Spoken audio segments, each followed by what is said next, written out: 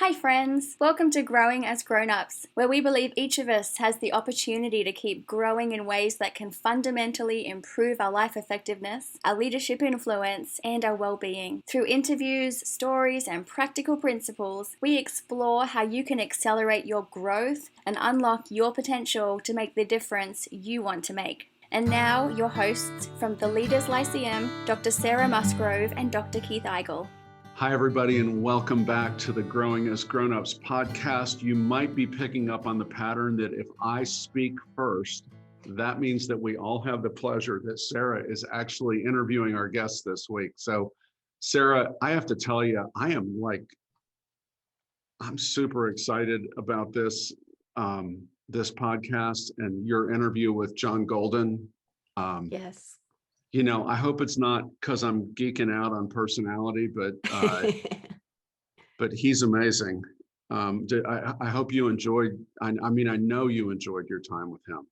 You know, I love hanging out with Dr. Golden, and I kind of joked in my conversation with him, but among our listeners, he might be the most famous guest that we have. Yeah. Maybe not on a national level compared to some of the people we've talked to, but for anybody that has interacted with us and has taken the Golden personality profile, this is the man behind the assessment. And so for all the people that experience was meaningful, you get to hear from the man himself as to how he got into this, why personality matters to him, why he believes that it's a tool for growth. And so it's always fun to talk to people who are on the same wavelength as us in terms of what their objectives are in their work.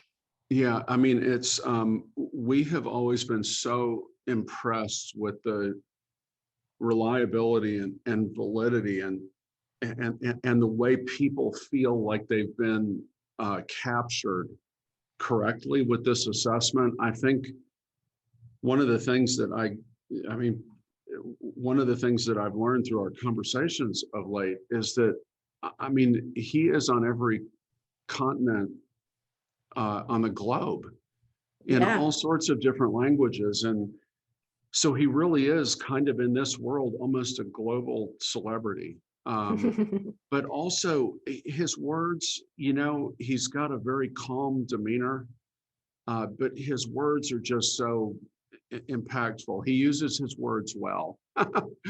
Yes. And yes. And I love that. I think one of the things that we want to mention early on is that so many people who are alumni of the Leaders Lyceum and have come through programs that we've done and whatever, and have been involved, 2,500, 3,000 people that have taken the Golden through us, that tell them a little bit about this is now available if they want to have their spouse, their children take it. It won't be their exact same report, but there will be so much overlap in the reports that you'll be able to use it. And by the way, people can go on and retake it themselves if they want to, right?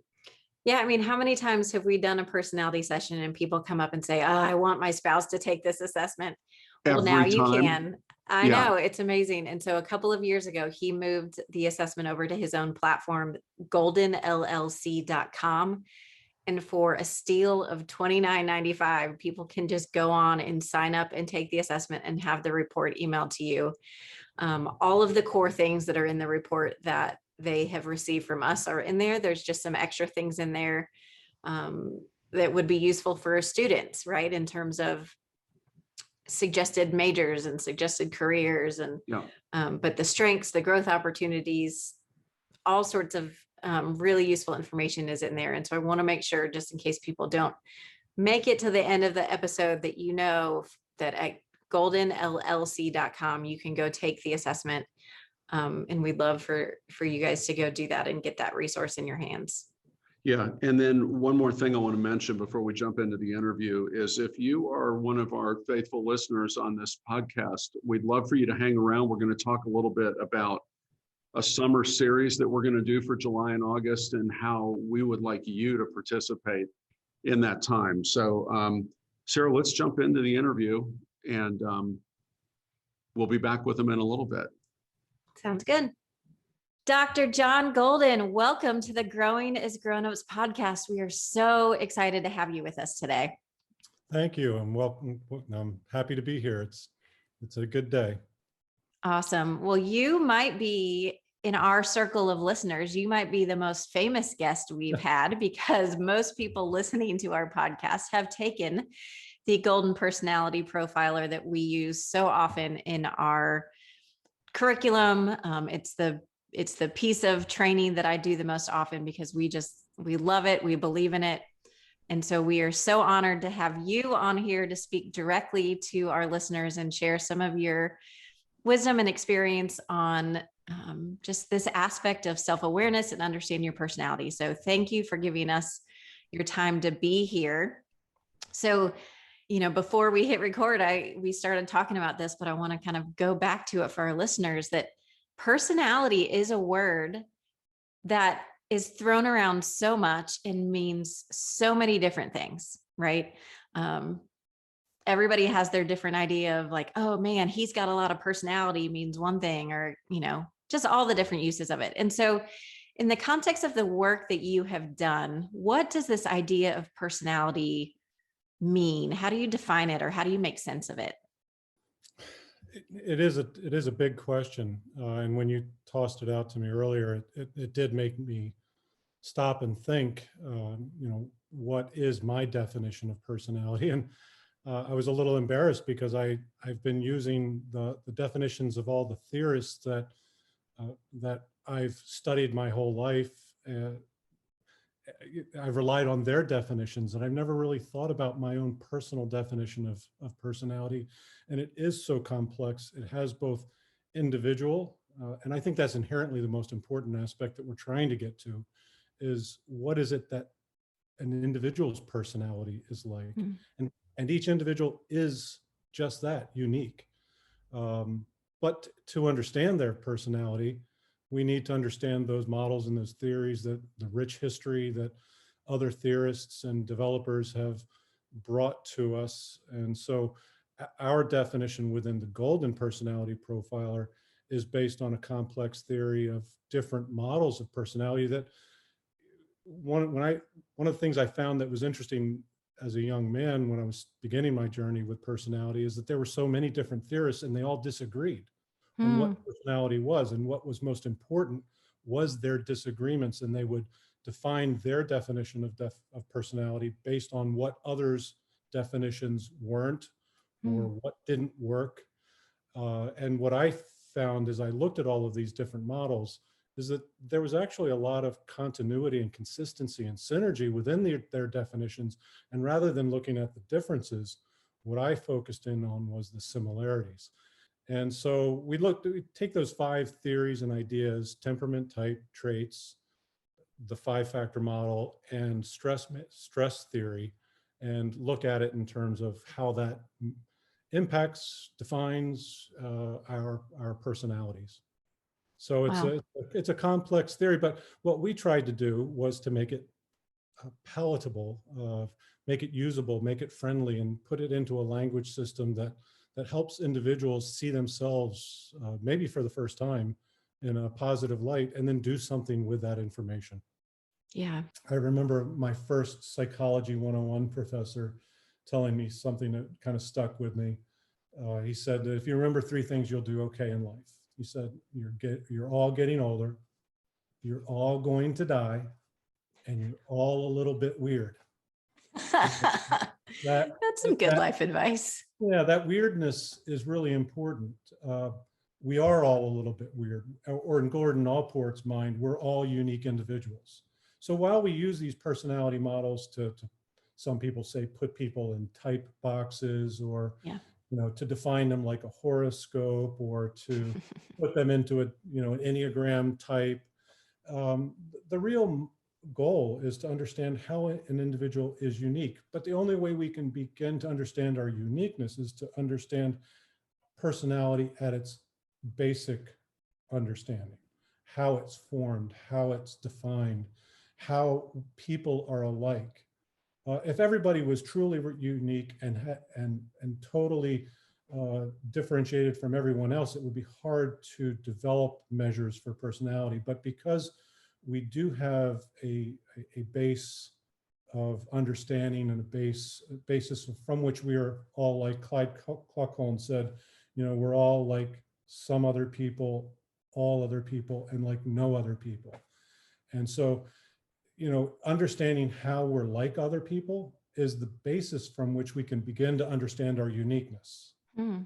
Obviously, one thing that you share in common with our team is this desire for people to continue to grow and have more understanding of who they are. So I'm wondering, from your perspective, as somebody who has spent so much of your life in studying and developing the Golden Personality Profiler, why do you think it is important for people to have that layer of understanding, to know their personality preferences? What good does it do a person to have that information? I was introduced to personality at a fairly young age. When I was 17 years old, I took my first formal personality assessment. It wasn't just one, I took several.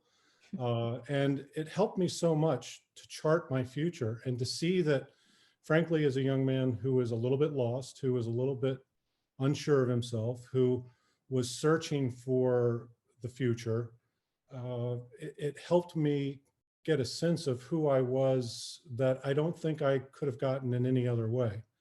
But I would say that most of us, through our adolescence and through our young adulthood, and perhaps even into our growing up adulthood, we walk around in a virtual state of unconsciousness about ourselves most of the time. When somebody comes up to you and says, well, why did you just say that? Why did you do what you just did? Why did you pick the career that you picked? Why did you marry the person that you married? Why did you go to the school you went to? Why did you pick that major? Most people go, I don't know. I just, and we say, I don't know a lot to the things that we should know about. So most people don't really know themselves. And so through assessment, through personality or values or interests or other surveys or 360 surveys for management or leadership, we begin to develop a lexicon, a model of understanding from which we can begin to understand ourselves and look at how we're like other people, how we're different, and how we're totally unique. And so, it's through that, that assessment that we can then begin to say, okay, well, this is why I love the person I love. This is why I chose the major I chose, or the career that I have. I understand, and if you can, like I did, like I got that information early, I was able to then begin to use it to chart my future, to move forward with my life in a way that I hadn't been able to do so before, and to do so with confidence.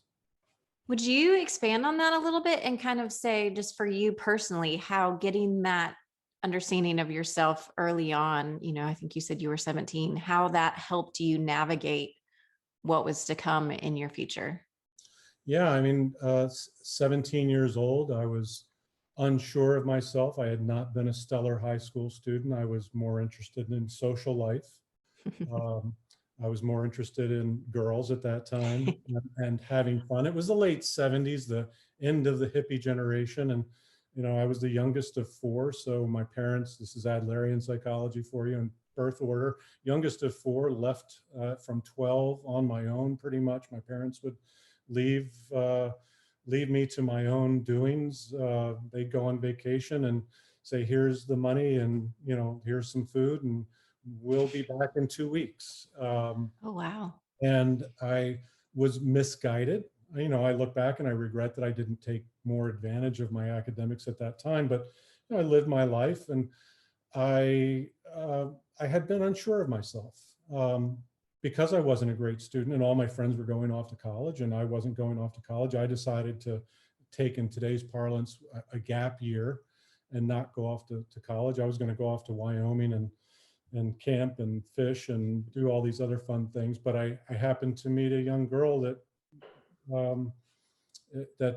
I fell in love with, and her father was a physician, an Indian physician, from India, and he didn't take kindly to this young hippie, long-haired guy driving a Volkswagen Bug, dating his daughter. And so I had to convince him that I was worthy of his respect and her affection. And to do that, I needed to go back to school. And so through personality assessment, I realized that, yeah, I do have to go back to school. I do have to, but it told me what I needed to go back for. So it was a combination of love, and it was a combination of earning his respect, getting my act together and doing something important with my life. And I used these tools as directional pieces to help me put the pieces in play. I can tell you that what I learned was that I had value. And it was something that I hadn't seen that value in myself before. I wasn't conscious to it. And it was just something that I said, it's a little bit embarrassing that I didn't have value, but a lot of students are that way. I found as a college professor, a lot of my students were that way.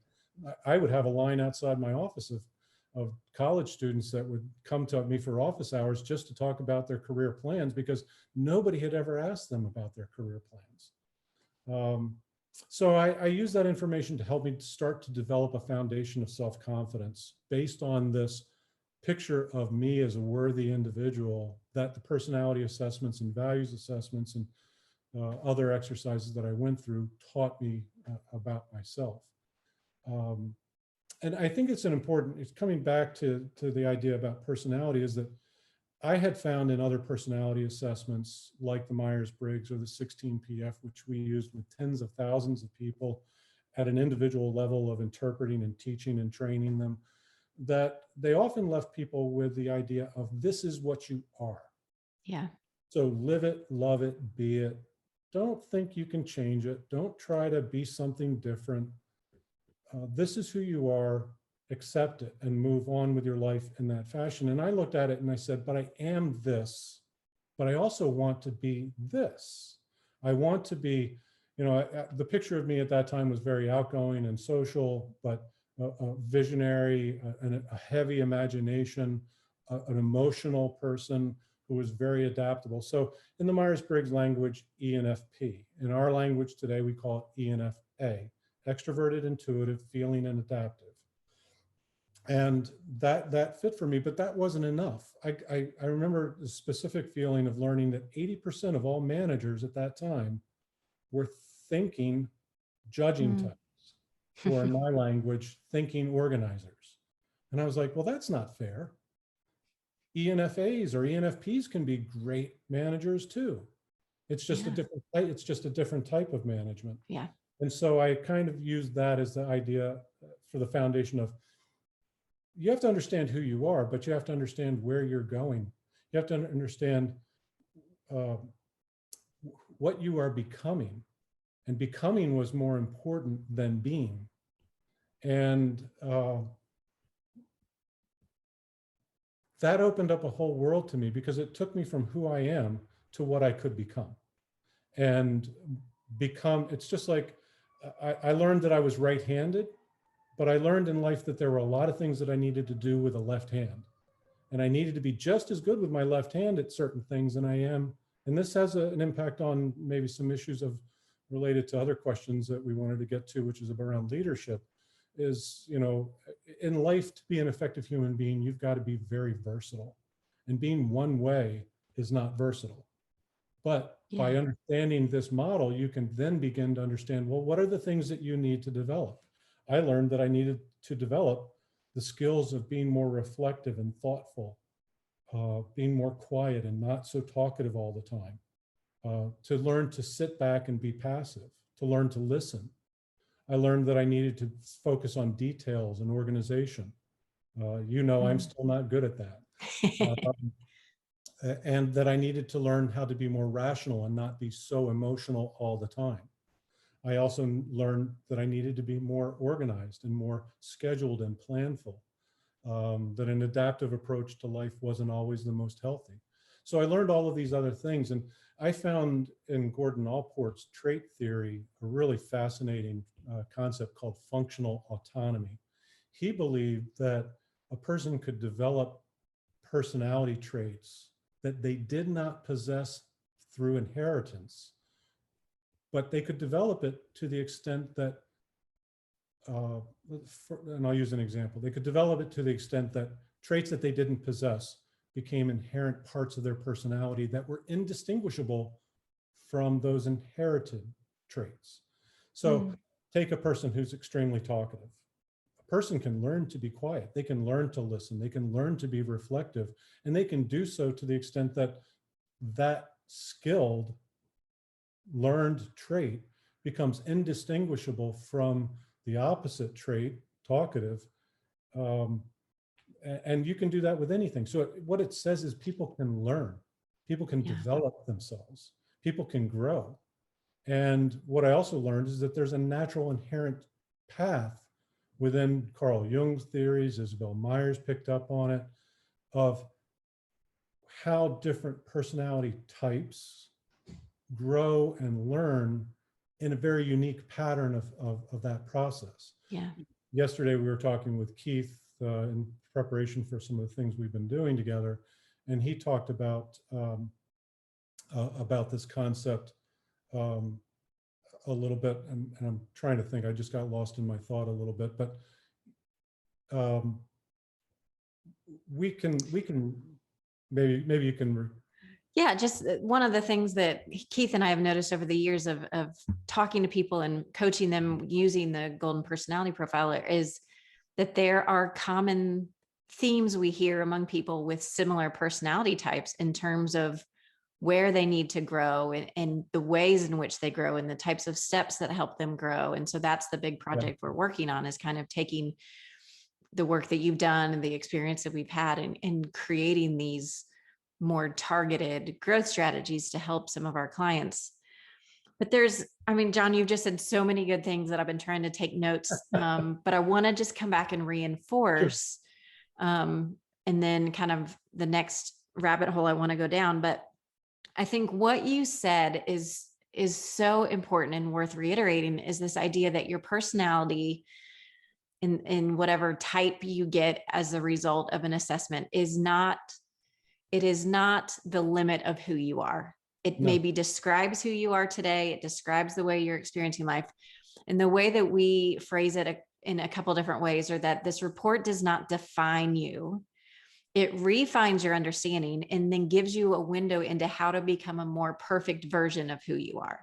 Yeah. Right. And I think your personal example of going through and saying, well, if I'm an ENFA, I need to work on being more reserved and thoughtful, and kind of the opposite end of each of those global factors. But it's not that you are now going to become an ISTZ. You are not going to try to become somebody you're not. You're going to be still the John Golden who has these preferences for one natural way. Correct. But it values these things. And I think it hit me a couple of years ago. I was teaching personality. We were talking about small steps. And I was in the middle of a kind of home renovation project, which you can understand, and had to essentially fire somebody working on my house, which as an SFZ, debatable whether I'm introvert or extrovert, was really hard for me. To tell somebody that they're fired was going to be so hard for me. And all the NTs in the room got fired up because I was sharing the story, and they're like, give me your phone, I'm going to call him.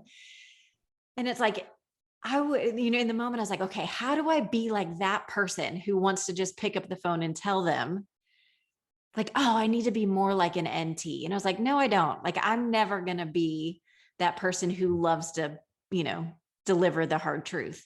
So what is the Sarah version of having tough conversations, but in a way that is also compassionate and detailed and thoughtful? And so I think one thing, like the complexity of, like, you have your preferences, you are wired in certain ways that you've inherited, but you can grow to be kind of more well-rounded or more polished, but not change who you are. And I think that's really important and something that we try to stress to our people. But one thing that you said that I think it was a question I was going to ask you later, but since you brought it up, is this question that we get a lot when we teach, which is, does my personality change? Right? We work with a lot of leaders who have taken different assessments throughout their life, and they'll come in and say, well, when I took it 5 years ago or 10 years ago or in college, my report came back this way, but now it's saying I'm different. And so, we have the answer we tend to give to that question, but I'm sure you've been asked that too. Sure. How do you address that question of, do people's personality preferences change over time? Sure. Again, it's the layers of the onion about, and we'll label the onion personality change. One level of analysis begins with looking at personality assessment. Does our personality results change? And sometimes the answer is yes. People who you were just kind of referencing may have taken another personality assessment. So let's imagine that 5 years ago, they took the Myers-Briggs type indicator and they came out to be an ISTJ. And then they come to Leaders Lyceum and they take the Golden Personality Profiler, and both assessments being based on Carl Jung's theories and models and language system. We can say that, okay, maybe they're not testing out as an ISTJ this time, they're testing out as an ESTZ. So they're the same on 3, but they're different on extroverting and introverting. One of the reasons we developed the Golden is because historically, I was going to use the word notoriously, but historically, the Myers-Briggs is incorrect about 25% of the time. And so, and that's because of the way it's scored and the way it's analyzed. And much of that has not changed since the 1940s when it was first developed. And so you can be so maybe that person came out to be very close at that time 5 years ago on E and I, but it predicted them to be more of an I. But now with the Golden, which is a more precise and accurate way of looking at personality and analyzing those results and reporting that back to people, they came out to be an extrovert. And so usually we find that a lot of times their personality changes at an assessment level because they're using a more accurate version of an assessment. The bigger, broader question is, can personality change? Does personality change over the course of time?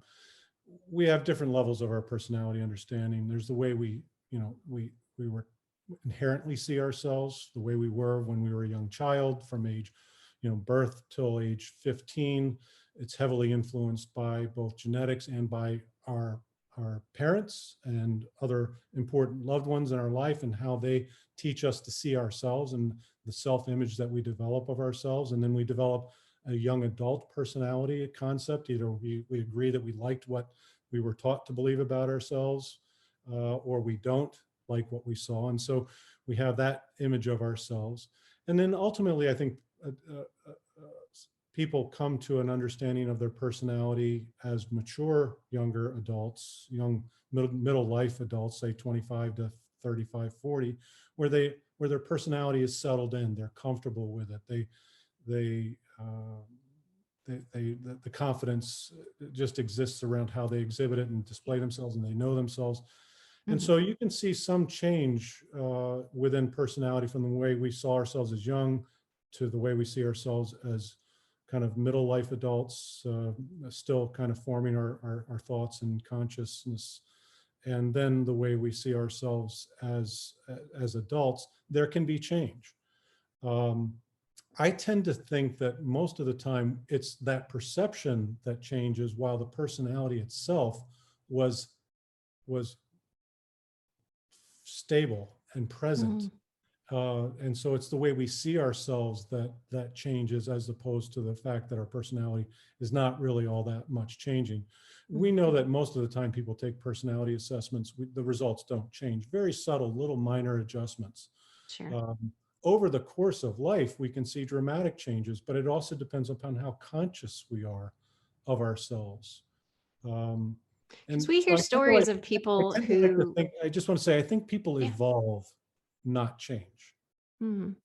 Yeah, and maybe that's kind of back to what you were saying a few minutes ago about the, I think you called it the functional autonomy idea, but that we hear stories of people who maybe earlier on in their careers realized or got feedback that their kind of thinking tendencies, this very logical, objective way of approaching the world, was not serving them well, right? They needed to be a little bit more people-oriented in how they were thinking about things. And so they put a lot of intentional effort into growing that then they came to really appreciate what that did for their life and their influence and their leadership. And so then they're like, oh, that is a part of who I am now, where it maybe is more of a valued choice that they grew into or evolved in that growth process rather than kind of their innate early on tendencies. And so those are some of the stories we hear, and, you know, whether you call it change or evolve or awareness or whatever. Well, and I like the term that you and Keith like so much, and that is we grow. We can grow in a lot of different ways. Now, the inherent personality is fairly constant. It doesn't change. Mm-hmm. But with skill and awareness, we can control our lives a little bit more. We can broaden our capabilities. Another question that you would kind of thought we might touch on a little bit is the role of stress in our lives. Yeah. And the reason it's really important to understand how stress affects us is that when we're under stress, we tend to be less versatile. We tend to be less adaptable. We tend to be less conscious of all of the choices that we have. And so we're less able to use the learned skills of our personality. And we tend to, under stress, react with our natural inherent abilities. Yeah. So as an ENFA under stress, I'm going to go talk to people. I'm going to share my emotions. I'm going to go big picture, and I'm going to be all over the place, distractible. But if I'm skilled and I see stress coming and I know how I react to stress, I can say, okay, wait, I'm under stress. Slow down, get control of yourself. Let's look at the details. How would a rational person look at this particular issue? And let me get myself organized, because if I can use those skills to adapt to stress and stressful circumstances, I'm a lot more effective. Now, I'm not a good introverted, sensing, thinking organizer. When I use those skills, they are taxing for me. Yeah, we talk about it like you're writing with your non-dominant hand. It takes a lot of focus, a lot of energy. And you're not good at it. So, you know, that the person that you talked about, the rational type who learns to be more supportive and compassionate and empathetic, it's taxing for them to do it. And when they do it, they're not as good as a natural feeling oriented person. A lovely story that I always share with is about my brother. And my brother is one of the most knowledgeable people in personality theory, that he learned from my father and mother, just like I did. And he's my big brother. He's 7 years older, but he had a girlfriend, and he is the classic. When I think of ENTPs or ENTAs, he is the classic ENTA. And he had a girlfriend in high school that he liked very much, but she got tired of him because he was very T with her, and she was a very feeling, emotional, compassionate person. That's what you warned me about. Sorry. Turn off your phone, John. So she said, I'm breaking up with you. And he said, well, why? And she said, well, you don't know how to express emotions, and that I'm not looking for you to tell me what to do. And every time I want to have a conversation with you. And he said, just give me another chance. I'll turn it around. And he came up with a very rational approach to solving this problem. He said that whenever he got into a conversation with her, he would not use the word think anymore. He won't say, I won't tell you what the solution is. Or so he said, he would say, well, let me tell you how I feel about this problem. Let me share my emotions with you about this problem. But it was so clumsy and so awkward that she saw right through this facade and knew that he was just using the word feel and emotion when he was thinking rationality and logic. And she ended up breaking up with him. Oh, it didn't work. It didn't work. It's real hard for you to be something that you're not naturally. Right. It extracts a cost from you. And so that's one of the things I also learned, going back and kind of circling around to a lot of different thoughts, is you need to be what you are. You need to choose a career that's consistent with your strengths, but you also need to understand your weaknesses and the things that you're not, and you need to work on them. Yeah.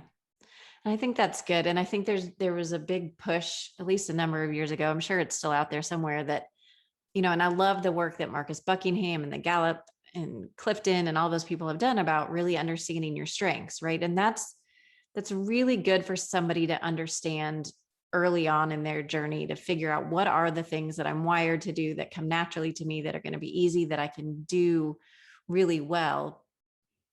But that's not enough, right? You need to understand that, half of the spectrum that you're just not naturally geared to pay attention to, and be aware of where can you grow and where can you put systems in place to help you with all those different things.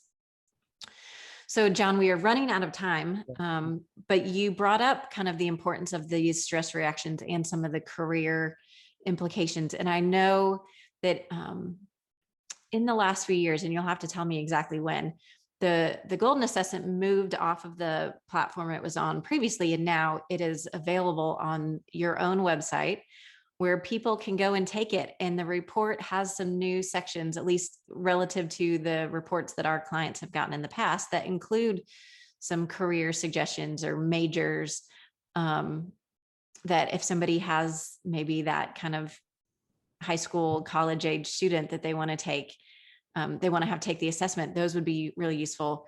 I love that you've started including the stress reaction section. I always, when I teach it now, I kind of walk people through the report and I'm like, and then you get to this page and this is the page that you read and think, ouch, I don't want that to be true of me, but I know it's true. And it's the like, oh, other people see that in me.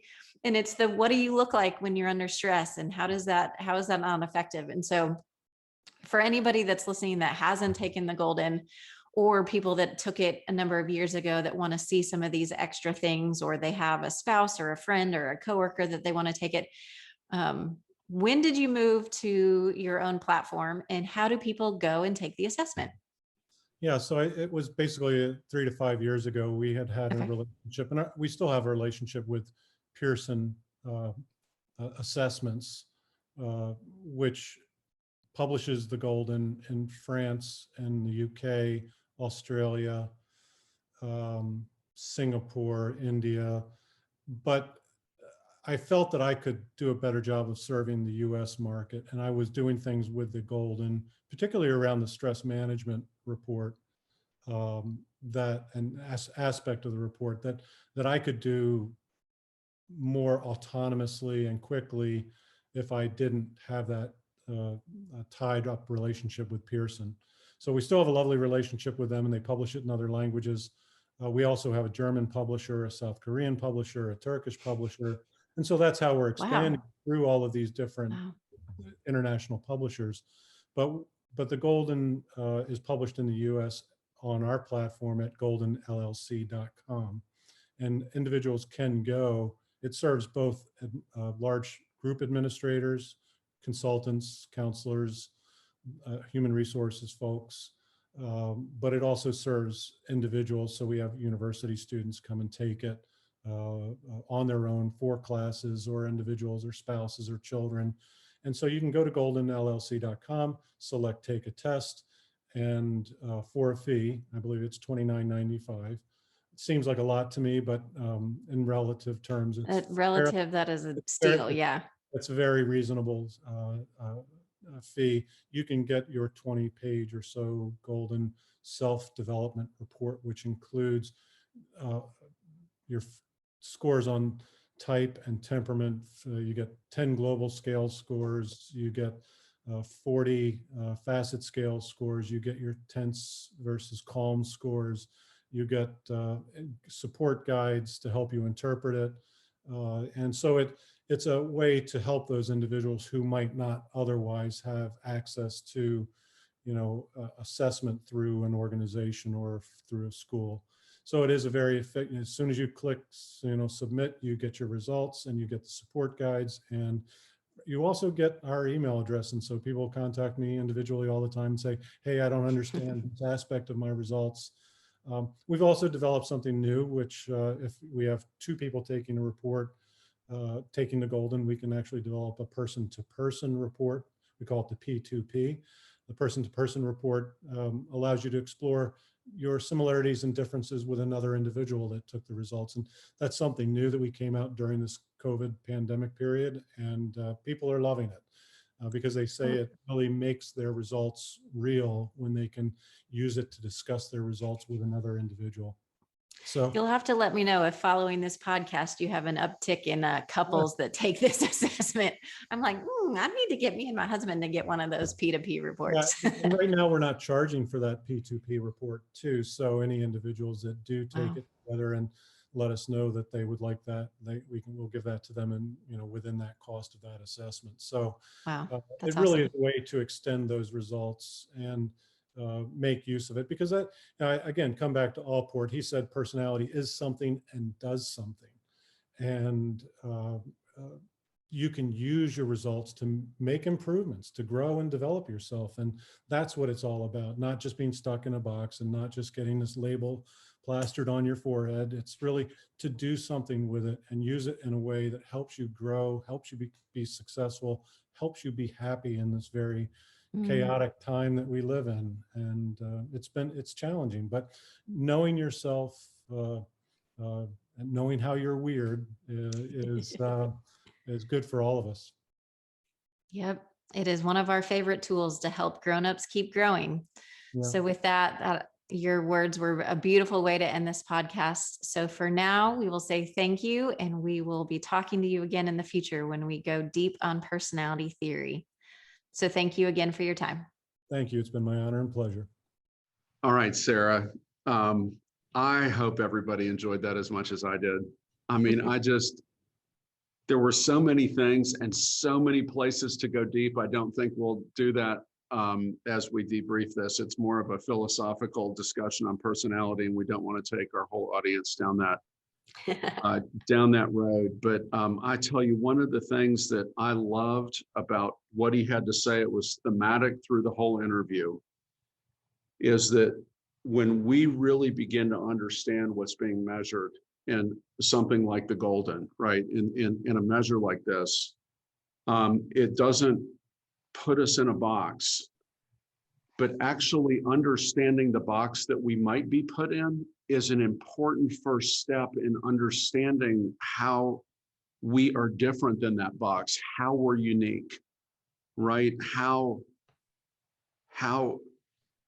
our likeness with other people who are built kind of like us give us insight to how they're not like us, right? And all of that kind of paradox that is in what I just said is just it's why we use the tool the way we've used it to grow people. Yeah, I mean, he quotes somebody, and I don't remember his name.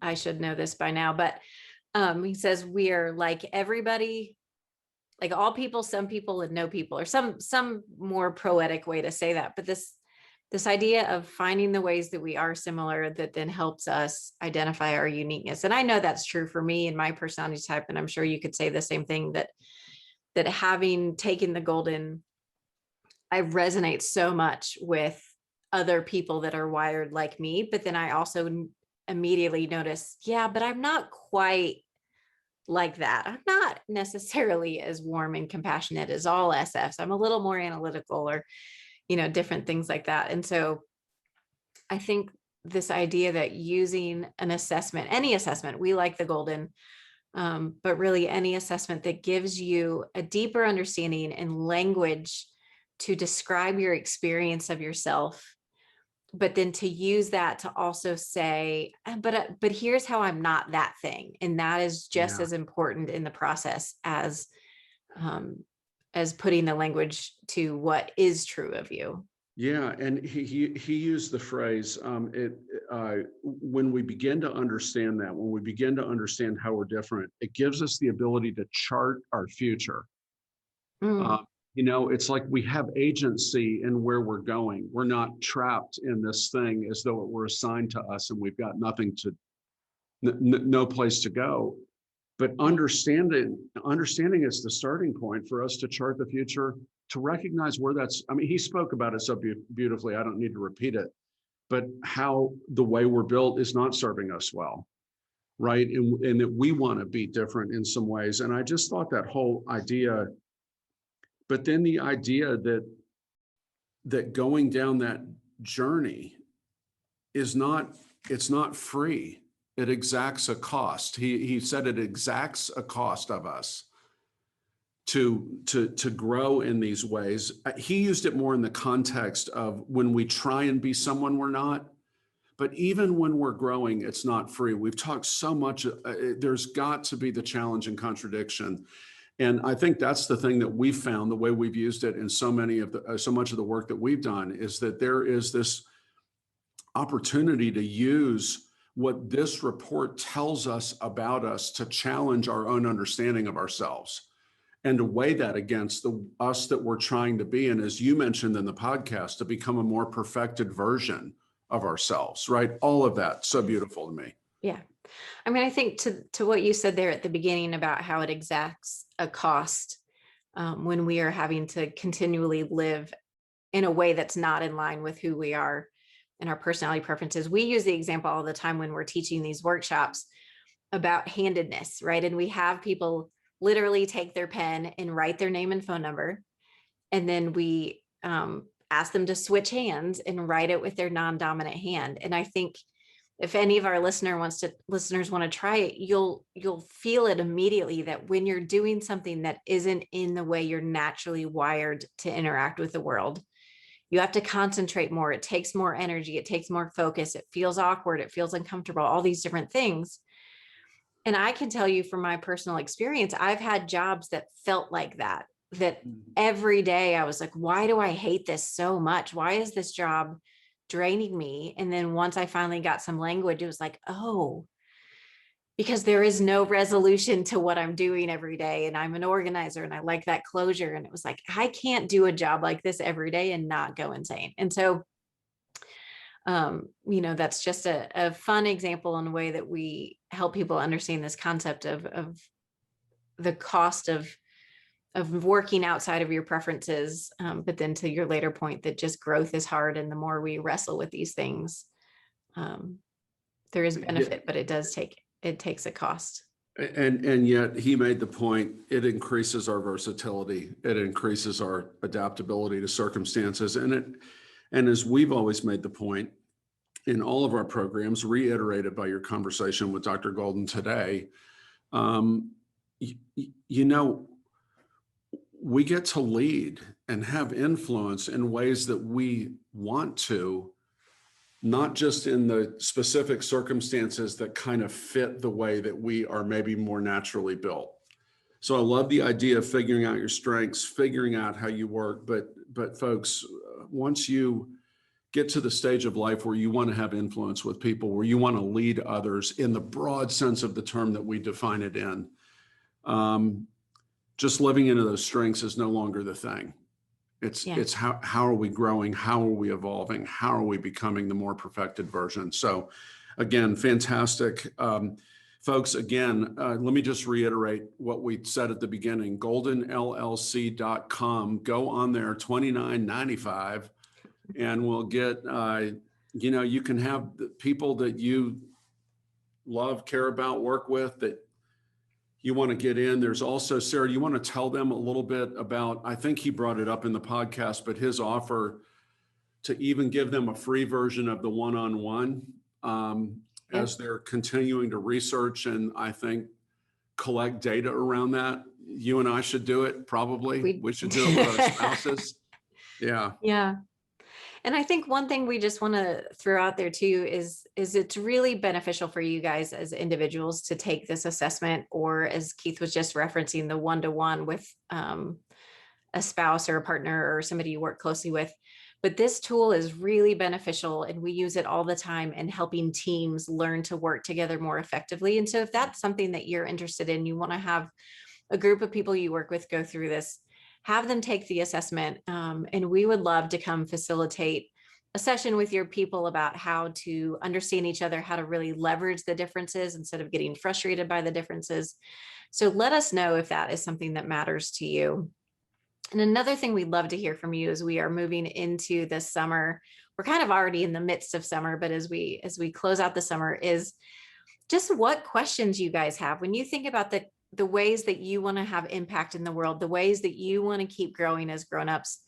Maybe it's something that you've heard in some of our earlier podcasts or just a general question you have. We'd love to hear from you, ideas that you have, questions you have, topics you'd love to hear about, or even a speaker, a guest that you think would be interesting on the podcast. Reach out to us.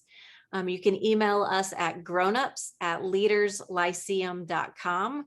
And that is LEADERSLYCEUM.com. Keith, you picked a company name that is a little hard for people to spell, but hopefully they'll get it. We'll put it in the show notes. So again, reach out to us with questions, suggestions, topics, guests, and we will address those in some upcoming episodes of the Growing as Grownups podcast.